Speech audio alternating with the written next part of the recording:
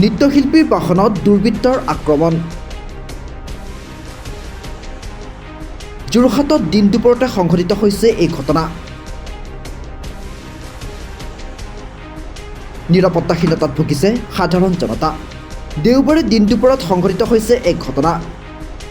যোৰহাটৰ অসম সাহিত্য সভাৰ ৰাধাকান্ত সন্দিকৈ ভৱনৰ সন্মুখত ৰখাই থোৱা বাহনত দুৰ্বৃত্তৰ আক্ৰমণ। উল্লেখ্য যে দেওবাৰে SK ক্ৰিয়েশ্যনৰ উদ্যোগত অসম সাহিত্য সভাৰ ৰাধাকান্ত সন্দিকৈ ভৱনত অনুষ্ঠিত কৰা হৈছিল এখন নৃত্য প্ৰতিযোগিতা। এই নৃত্য প্ৰতিযোগিতাত বিচাৰক হিচাপে উপস্থিত আছিল উদীয়মান নৃত্যশিল্পী পিংকু প্ৰিয়ম বৰদলৈ। পিংকু প্ৰিয়ম বৰদলৈ বিচাৰক হিচাপে উপস্থিত থকাৰ সুযোগ গ্ৰহণ কৰি তেখেতৰ ৰখাই থোৱা বাহনখনত কোনো দুৰ্বৃত্তই আক্ৰমণ কৰে, যাৰ ফলত ক্ষতিগ্ৰস্ত হয় বাহনখন। ইফালে সেই ঘটনা সংঘটিত হোৱাৰ পাছতেই নৃত্যশিল্পীগৰাকীয়ে আৰক্ষীক কাষ চাপি ঘটনাৰ সন্দৰ্ভত এখন এজাহাৰো দাখিল কৰে।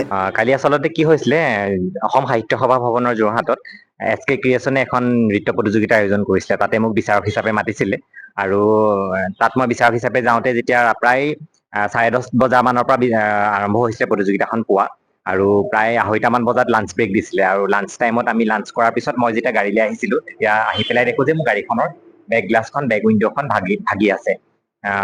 ভাগি আছে মানে পুৰা বহুত বেছিকে ভাগি পেলাই গোটেই গ্লাছখন দেখিছে আপোনালোকে, গ্লাছখন নাইকিয়াকে ভাগি আছে, ভাঙি দিলে। তাৰপিছত আৰু যিহেতু প্ৰতিযোগিতা চলি আছিলে সেইটো সময়ত আমি একো কৰিব নোৱাৰিলোঁ। মই ঘৰলৈ আহি পেলাই গাড়ীখন থৈ গ'লোহি আৰু তেওঁলোকৰ কমিটি মানুহে আহি পেলাই মোক আকৌ কম্পিটিশ্যনলৈ লৈ গ'ল। আৰু কম্পিটিশ্যনখন প্ৰায় 1:30মান বজালৈকে হৈছে আৰু তাৰপিছত ৰাতি ঘৰ আহি পোৱালে মোৰ 3টামান বাজিছে, যাৰ বাবে মই প্ৰশাসনৰ ওচৰলৈ যাব পৰা নাই এতিয়ালৈকে।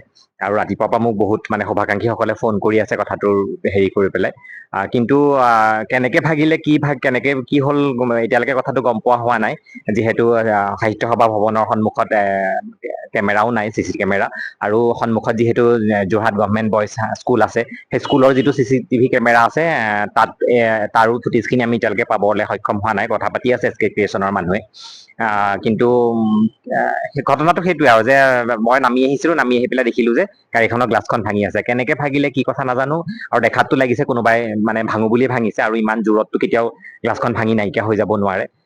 সেই থুলমূলকে ঘটনাটো সেইটোৱে। প্ৰশাসনৰ ওচৰলৈ মই এতিয়া যাম, আৰু এইটো আপোনালোকৰ চেনেলৰ জৰিয়তে মই জনাব বিচাৰিছোঁ যে ইমান যোৰহাটৰ মাজমজিয়াত যোৰহাট গভৰ্ণমেণ্ট বইজ আছে, সাহিত্য সভা ভৱন আছে, চাইডতে ডিষ্ট্ৰিক্ট লাইব্ৰেৰী আছে, আৰু অতি কম ওচৰত যোৰহাট সদৰ থানা আছে। সেইখিনি অৱস্থাতে যদি আমি গাড়ীখন থৈ পেলাই অকণমান ইফাল সিফাল কৰিব নোৱাৰোঁ, যিহেতু সাহিত্য সভা ভৱনত প্ৰতিযোগিতাবোৰ হৈয়ে থাকে আৰু মই প্ৰায়ে বিচাৰ কৰিবলৈ বা বিভিন্ন অনুষ্ঠানত তালৈ যাওঁ, আজিলৈকে এনেকুৱা হোৱা নাই। তাত যদি ক'ৰবাত যদি যোৰহাট টাউনৰ মাজমজিয়াত যদি আমি গাড়ীখন ৰাখি পেলাই সুৰক্ষিত বুলি নাভাবোঁ, তেতিয়াহ'লে কিন্তু বৰ এইটো ভাবিবলগীয়া কথা হৈছে। মই প্ৰশাসনক অনুৰোধ জনাইছোঁ যে আপোনালোকে কথাটো অকণ মন দিব, যাতে মোৰ আজি যিটো অৱস্থা হৈছে যাতে আৰু তেনেকুৱা ধৰণৰ অৱস্থা নহয়। আৰু যোৰহাট টাউনৰ মাজমজিয়াত যাতে CCTV কেমেৰাৰ ব্যৱস্থা থাকে, যাতে এনেকুৱা ধৰণৰ কথাবোৰ হ'লে কোনে কৰিলে কি কথা আমি গম পাব পাৰোঁ। News desk report, time of Assam. আপুনি ঘৰখনত জাপানীজ চৌকাত, দৰ্জা, খিৰিকী, গ্ৰিল, গেট আদি লগাব বিচাৰে নেকি, যিবোৰ দীৰ্ঘদিন অটুট থাকিব? তেন্তে পলম নকৰিব, আমাৰ বিপণীলৈ আহক। যোৰহাটৰ একমাত্ৰ আমাৰ বিপণীত এনে উন্নত সামগ্ৰী উপলব্ধ। এই মেচিনটোৱে বেণ্ড কৰা হয়, দৰ্জা, চৌকাত আৰু উইণ্ডো বনোৱা হয়। বাকী আমাৰ গেনব্লাইজত হয় এইবিলাক। আমাৰ ঠিকনা শ্ৰীৰাম এলুমিনিয়াম চেণ্টাৰ, DCB তিনিআলি, তৰাজান, যোৰহাট 785006। যোগাযোগৰ নম্বৰ 8638967754 অথবা 9401552548। পাল্লা বনোৱা আছে, গেলভেনাইজৰ হয়। এইটো প্ৰেছ ষ্টীল বুলি কয়। গেলভেনাইজৰ উইণ্ডো হয়। ইয়াত ষ্টীলৰ এইবিলাক গ্ৰিল দিয়া আছে, এক্সট্ৰাকে গ্ৰিল প্ৰয়োজন নাই, গ্ৰিল চব লাগি গৈছে। আৰু এইফালে মস্কিটো নেটো দিব পাৰে।